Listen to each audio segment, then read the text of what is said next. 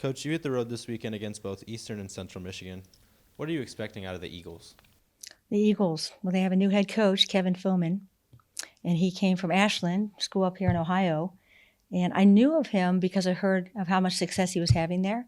So I wasn't surprised when he got the job. And he did lead Ashland to a championship and postseason play, which was pretty awesome.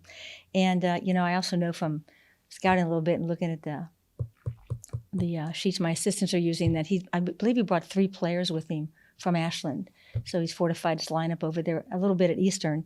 So that's good for them. I know they're looking for the first MAC win and the first home win.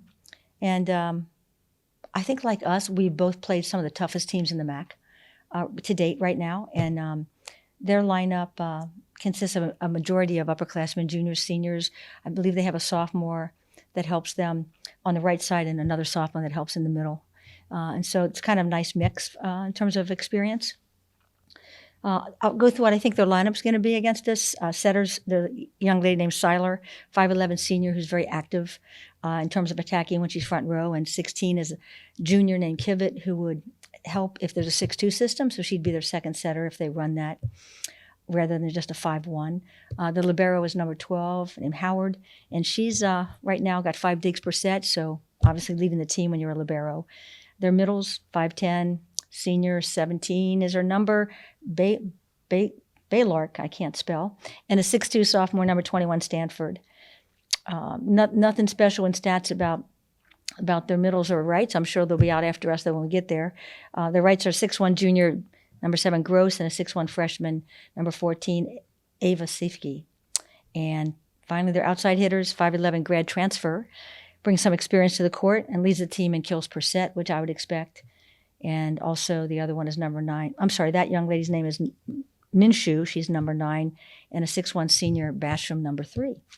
So for whatever that means, we'll find out when we get up there. Eastern's looking, as I said before, for their first MAC win and home win, and I know they're going to come at us, be full of energy, very determined to have that intensity when you haven't had a chance to win. We've been there, done that, and we understand. So what we need to do is go into this match allowing solid serving and passing as always to basically stabilize us.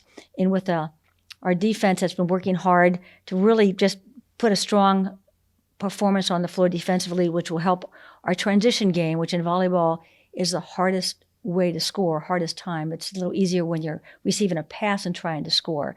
So our defensive team has been really working at a couple different defenses, and I'm very proud of them. And I think that we can prove to be a spoiler if they bring that aggressive mentality into their defense, and we do the same on the offensive side. What are you expecting from Central Michigan? The Chippewas.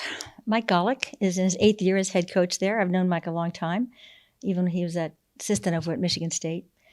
Presently, they're 4-7 in the conference. I think they're a good team. They're a good size team, and they have decent experience on their floor as well. The starting lineup could possibly see in our match on Saturday would include their quarterback, their setter, who runs that offense in a 5-1 system, and I believe she's one of their most effective players. Her number's 13. She's a 6'2 sophomore. I believe her last name is pronounced Amiral. And she's a good setter. She's a nice blocker.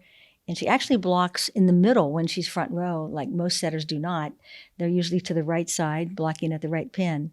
But she does a nice job on that. And she's she runs a good offense and definitely is someone that will be aggressive attacking the ball when they pass the ball toward the net. With her size and the fact she's left-handed, we can start welcoming attacks, I think, to the right side of our court. So contain her will be a real key for us. Going into this game, we know that.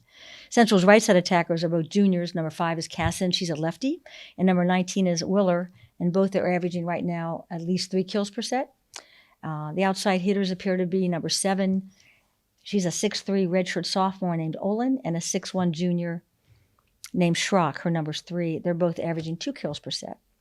So it's possible Central could run a 2-setter system.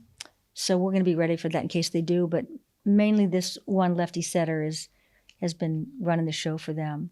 They're starting libero, number 10, Gortiza, and she's averaging 4 digs per set. So, I know one thing about Central and Miami matches. They're always pretty competitive. And to contain this 5-1 setter is a real key to our success, I believe. And if we also just minimize our errors and make really good decisions with ball control opportunities. Our team has faced so many skilled opponents prior to the MAC play beginning back in late September. We've seen diverse offenses, aggressive blocking teams, really, really great serving teams. And all of that has helped us grow as a team in a good direction. And I said a little bit earlier, but in a different way, I'll say I believe we faced 5 of the best teams in the MAC already who should qualify for the MAC tournament.